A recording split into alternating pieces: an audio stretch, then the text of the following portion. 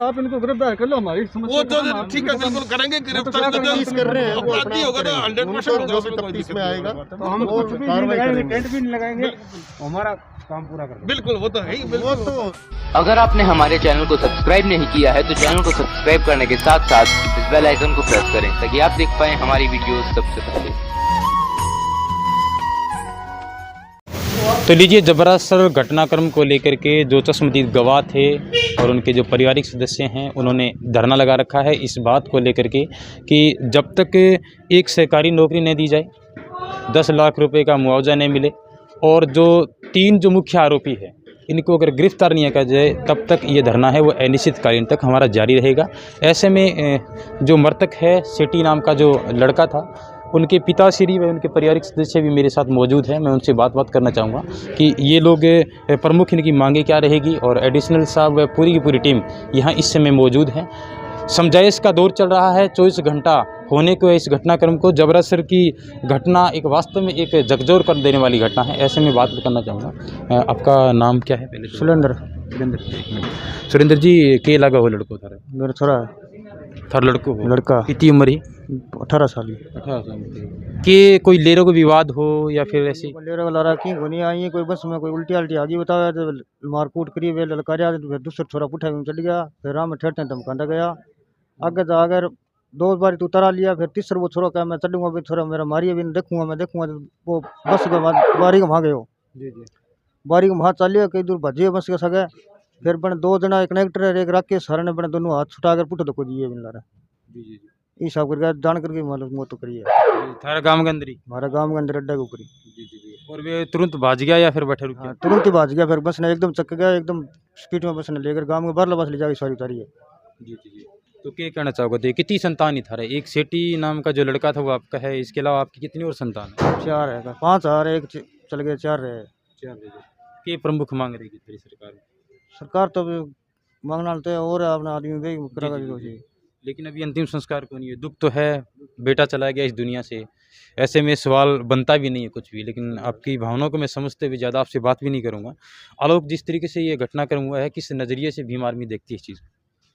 Sir, Rajasthan के अंदर लगभग आजकल इस समय के अंदर काफ़ी घटनाएं ऐसी हुई है कि दलित समाज पर अत्याचार वो बढ़ ही रहा है। प्रशासन फिर भी ज़्यादा संज्ञान में नहीं ले रहे हैं, क्योंकि इस घटना को हुए कम से कम 24 घंटे होने को हो गए हैं और अभी 2 आरोपियों को राउंड अप कर लिया गया बता रहे हैं अभी। लेकिन इसका मुख्य आरोपी है वो कोई उसी जबरासर गांव का कोई दबंग लीडर है, उसका कोई लड़का बताया जा रहा है जो काफ़ी अपनी राजनीतिक पहुंच रखता है। पूर्व में कोई सरपंच भी बता रहे हैं, उसके पिताश्री है वो। तो इसके चलते है वो प्रशासन है वो ज़्यादा इनका वो कोई रुझान नहीं है उसको गिरफ्तार करने के प्रति। झूठे आश्वासन दे रहे हैं ये पुलिस है वो।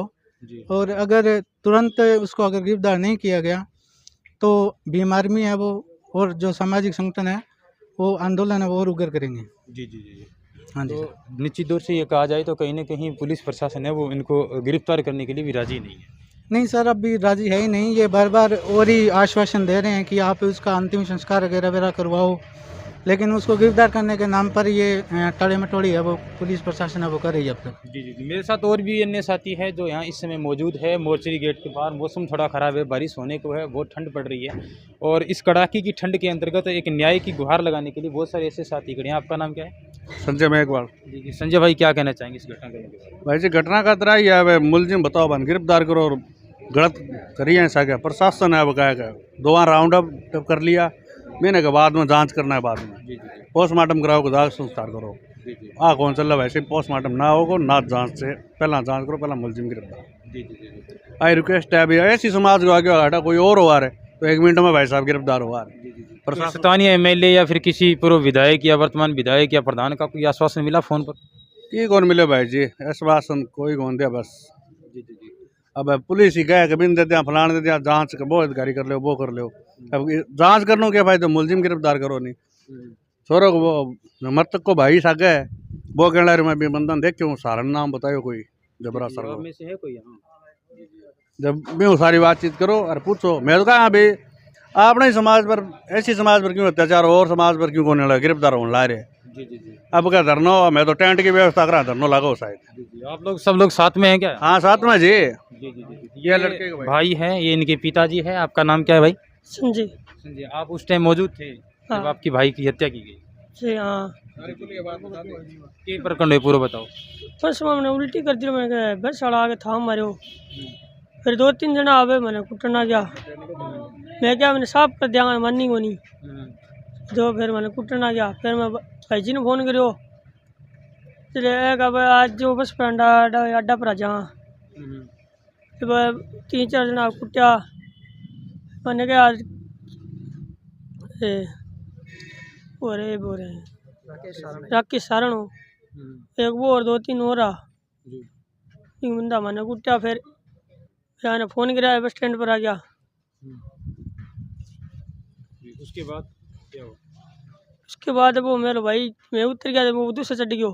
बेगलियान खतरे हाँ बेगलान भी जल्दी ने कह दे ले रहा भाजो बस गए। बारी करना वो पकड़ रखी बारी, ये ऊपर चढ़ गयो, मैंने ले धक्को दे दियो 2 जना। बस ऊपर के चढ़ गए। हाँ पैर का तला गयो।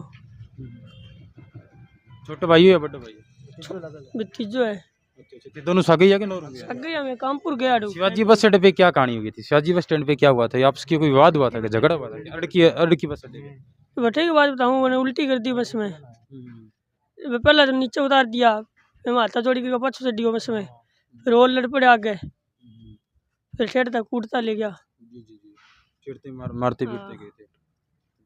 लाख सर तक। फिर मेरे मार, मेरे भाभी रागी गम गेड़ी भी बाद में को नहीं। फिर आने फ़ोन करो, आगे आ गया। और ये सारे के सारे आपके समाज के लोग हैं, और जाहिर सी बात है कि ये कहना कोई अतिशयोक्ति नहीं होगा। जिस तरीके से इसने घटना बताई कि एक उल्टी आने के बावजूद इतनी बड़ी सज़ा मिलेगी। पहले का भी कोई विवाद था क्या इनके बीच में? नहीं कि कल की घटना है? कल की। जी जी जी। कल कामपुर गया तो जिन लड़कों का आप नाम ले रहे हो, पुलिस कह रही है कि 2 लड़कों को तो गिरफ्तार कर लिया, बाकी कौन रह गया? बाकी एक तो राकेश। राकेश के पिताजी कुछ राजनीतिक पार्टी से हैं क्या? सरपंच है वर्तमान में सरपंच है। हम्म। तो उनकी तरफ से, घर वालों की तरफ से कोई आया नहीं आपके पास? कोई नहीं आया, मतलब मारने के बाद? बस के मालिक भी नहीं आए? बस का मालिक ही को नहीं आया, वो बस ले गया बुझा गए।